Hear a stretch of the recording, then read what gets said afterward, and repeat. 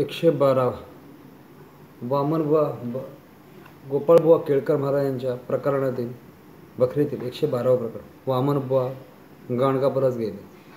गिरणा, द्वारका, सुदामपूर वगैरे तीर्थ करून वामनबुवा बडोद्यास झाले आणि महाराजा दर्शन घ्यावे म्हणून प्रत्येक क्षेत्रातील एक एक वस्तू महाराजा अर्पण करावी म्हणून शके 1796 भाद्रपद शुद्ध 6 रोजी अक्कलकोटास गेले.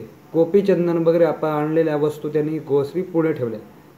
हे पाहून बत्ताशासारखे आणलेले पद कोठे आहे असे सर्वातरी आम्ही स्वामी भाषण ऐकून बडोद्याहून येताना वेळीस ते पदकं डब्यात टाकून वाढून ठेवलेले आपणास विसरलो असे स्मरण झाले.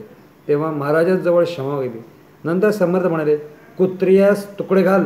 या समर्थाच्या बोलण्याचा कोणासही वास्तविक अर्थ समजेना. तेव्हा महाराजा बुवाने प्रश्न केला असता सेवकाकडे बोट दाखवून खोड केली. त्यावरून त्यांच्या लक्षात आलं की सेवकरी यास माधुकरी घालण्यास समर्थ सांगत आहेत. त्यामुळे दुसऱ्या दिवशी सर्व